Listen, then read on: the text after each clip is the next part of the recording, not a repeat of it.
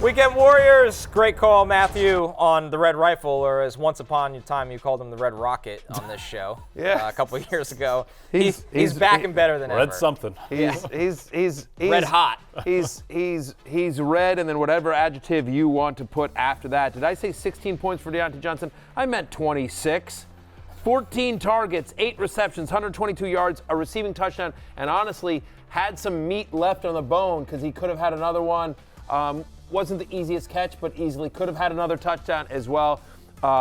He's wide receiver 5 for fantasy football heading into Monday Night Football. Andy Dalton is the 5th best quarterback in fantasy as well. The Red Rifle, Red Rocket, Red Rooster, Red Roof Inn, whatever it is.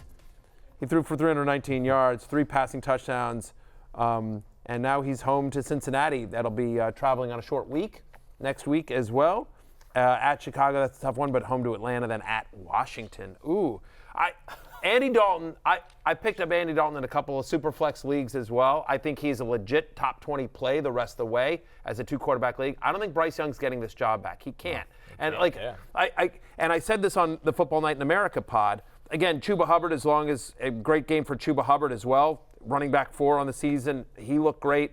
I think there's a little bit about the Raiders taking it, we got this one. But think about Dave Canales, resurrected Geno Smith, resurrected Baker Mayfield. Maybe it's just one of those things that's like, if you give Dave Canales a professional quarterback that can run an offense, good things are going to happen, and just maybe Bryce Young isn't there at this stage of his career. But Andy Dalton, and I've said this all along, again, I say this as a respectful thing, not as a diss, as the kids say. He is a professional quarterback. He is a professional NFL quarterback that can run an offense. Yep. Dave Canales is 40-1 to win Coach of the Year, by the way. The Panthers are 9-1 to make the playoffs. Doesn't reconcile. If they make the playoffs with Andy Dalton after what they've been through, he's this year's Kevin Stefanski. Exactly.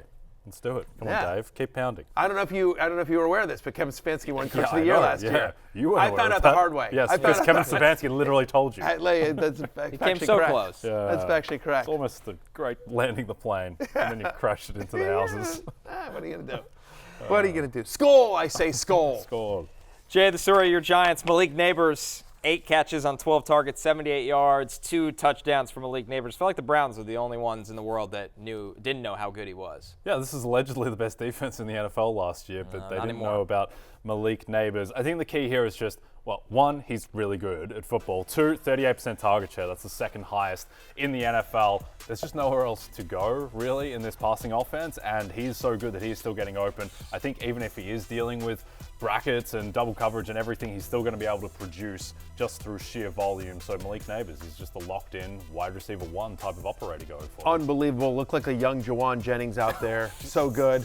Well, I just remember, he was somebody that I was very high on in the preseason and made the preseason love list. And I just remember getting all sorts of grief on Twitter and, on social media, just but his quarterback sucks. They're not going to be able to get the ball to him. I don't know. Through 3 weeks, there's no one better in fantasy football right now than Malik Neighbors, who's the number 1 fantasy wide receiver. He's averaging 22.8 points per game. And I don't see this stopping anytime soon. They're going to have to bracket him and do whatever they can, but at some point, the volume and his talent just take over. We've talked about this all the time. Fantasy success comes from 2 things, talent and opportunity, and he has massive amounts of both. Yep, Offensive Rookie of the Year favorite, and justifiably so. Love to see it.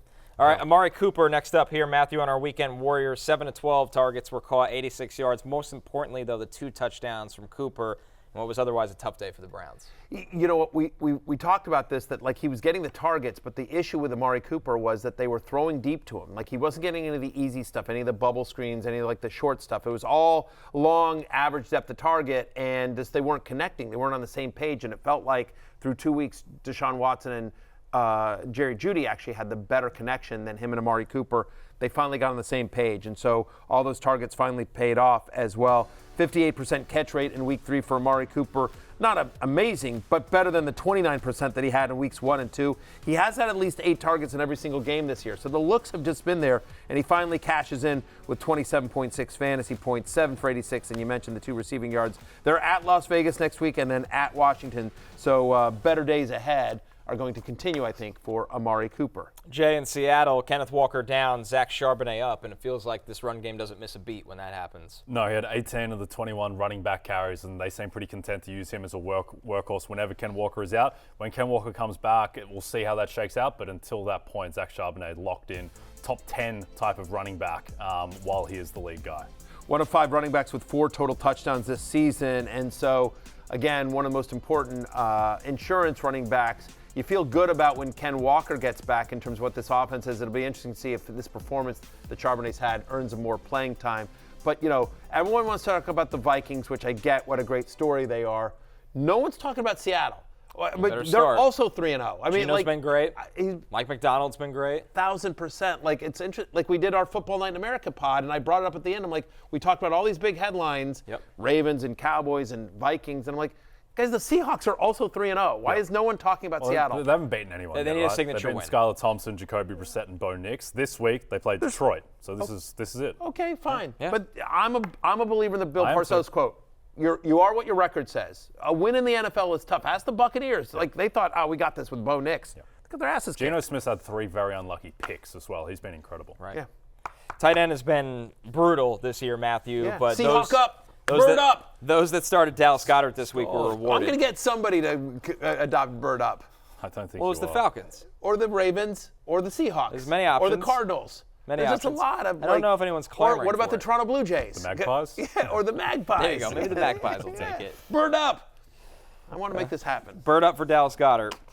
Caught 10 of 11 targets, 170 That yards. one, Bird up. Yeah, Eagles. Yeah. Bird up Dallas Goedert. Yeah, of course. Yeah, You're damn right about Bird up Dallas Goedert. Look, this is the most fantasy points scored in a game by a tight end this season.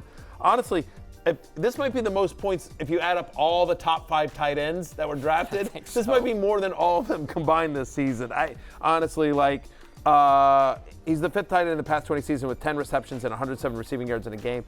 Look, there was kind of a Keystone Cops moment where three Saints defenders all ran into each other, which allowed Goddard that big play. But he was a big part of this. Obviously, no A.J. Brown. Devontae Smith leaves this game early. So Goddard, I think, and we'll see this, but we don't think A.J. Brown's back next week, and we'll see the status of Smith. But Goddard as a top 5 tight end until the injury situation figures itself out in Philadelphia.